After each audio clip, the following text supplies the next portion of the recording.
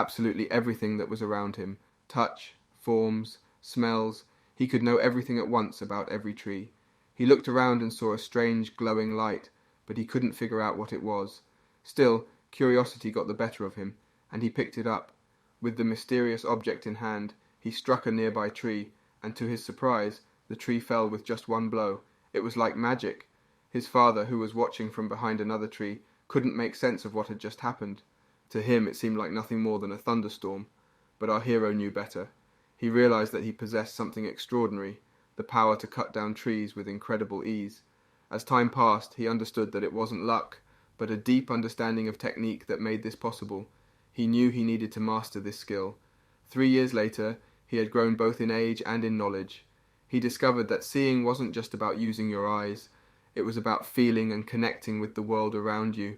He could sense the vibrations of growth, the movements of worms, and the sounds of tree roots drawing in moisture. Even though he had meditated for hours, he felt like he had only missed a moment. Remembering the old man's advice, he knew he was on the brink of discovering another world. One day, as he approached his house, he found a map and white horses outside. He wondered if important guests had arrived. Inside, his parents introduced him to an aristocrat named Timuran. Timuran was intrigued by our hero's ability to read and his respectful demeanor. He offered him a unique opportunity to work in the family's library. The library job sounded enticing to our hero, who believed that it could hold the high-level knowledge he sought as a magician. But there was a catch. The work was secretive. Our hero's main duty would be to prevent books from being taken out of the library. This task would last for 2 years, and while others did the heavy lifting, he and the butler would sort the books. Our hero realized that this was a chance to acquire the knowledge he desired. However, there was a strict rule: no books were to leave the library, and no one else should know they were being taken out. The consequences for breaking this rule were dire, not just for him, but for his family as well. Our hero understood that his parents wore those expressions because this job put their lives at risk, even though the pay would be good.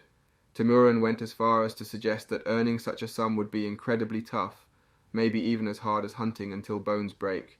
So he advised our hero's father to send his son elsewhere, to a better place. But our hero's father had his reasons. He listened to Timuran because he wanted his child's dreams to come true. Timuran laughed, doubting that our hero's father really believed in his success. "Why not let him earn money and nothing more?" Timuran questioned. But our hero's father objected. Timuran could see that our hero could read, yet the butler wasn't convinced of his understanding. He questioned why the father kept lying to his son. Memories flooded our hero's father's mind. Moments when his wife playfully taught their child a few words, and how he'd learned to read at age 6, an aristocrat's skill.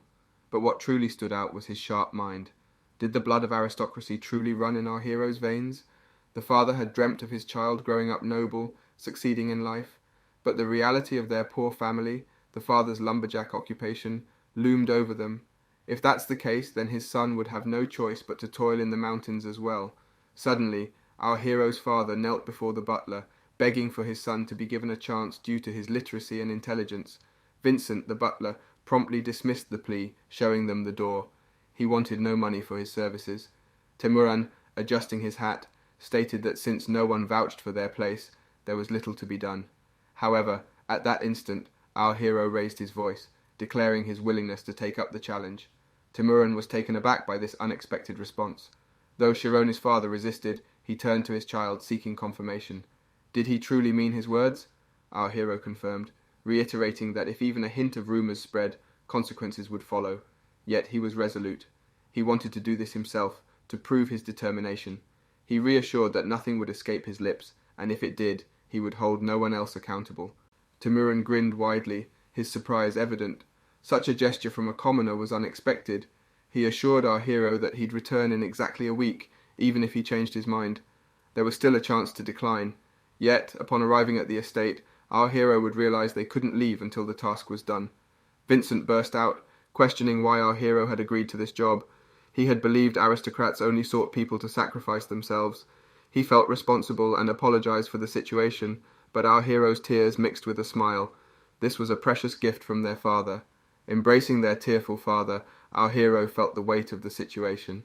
Their father promised to take care of their family and urged them to return soon. Back in the present, Vincent pondered if he had finally done something worthwhile as a father. Despite the sadness, happiness radiated around. A week later, a carriage arrived to take our hero away. Simultaneously, their father signed a contract, sealing our hero's fate. In a rushed flurry, the carriage doors shut, leaving our hero's parents behind, visibly upset. As the carriage moved, our hero stretched their hand towards their parents. The moment was poignant, but they understood the importance of seizing this chance. It was a double-edged opportunity, where they couldn't be sure if they'd endure 2 years among powerful people. Upon entering the kingdom of Tormi, the prominence of the Ozone family became clear. They were the main family of Krias, a family of formidable warriors. The Ozone family's influence stretched over the city and beyond. The coachman spoke of the landmark mess at Odent and pointed out the great straight road. Exiting the carriage, our hero was immediately asked if they were afraid. Rumours painted the family as more monstrous than human, yet they were instructed to walk the path ahead. Slowly the reality settled in. The aristocratic Ogent family of the second rank awaited. Within the Ogent estate, there was a blend of workspaces, rooms for butlers, and the place where our hero would reside. When our hero met the butler, he knew the butler had something important to tell him. Once they reached the library, our hero's eyes widened at the sight. The butler explained that all these books would move to a special library, and it was our hero's job to sort them every week. A list would guide him, and he'd work from 9 a.m. to 6 p.m. Even after that, he couldn't leave without permission. The butler handed a form and mentioned an editor would explain butler rules. Our hero had just one question. When could he start? It seemed obvious. He'd begin the next day. In a butler's outfit, our hero prepared to sort books by author. If they sorted by sword art history, each person might see it differently. The sorting system showed how all knowledge connected, with history as the key. Our hero realized history was the foundation of learning. Among 10,000 books, 850 were about history. Reading them in 2 years could make him a magician. Suddenly, our hero sensed the deputy chief butler's approach. He didn't want him to see what he was reading. Timuran praised our hero's dedication, but warned against worsening his condition.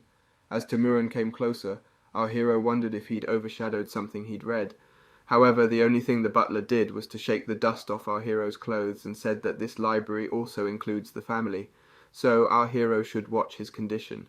He was also told that it might lower the nobility of the Ocean family. He was also asked to do something about his long hair. Our hero trembled the whole time, but he did not give anything away. Our hero understood what they wanted him to do, so he concluded that he would still have to take great care of himself for 2 years. He should also be more careful because there should be much less claims to him. Our hero fell asleep reading the books at this rate, but when Timurin approached him, he saw a certain mess.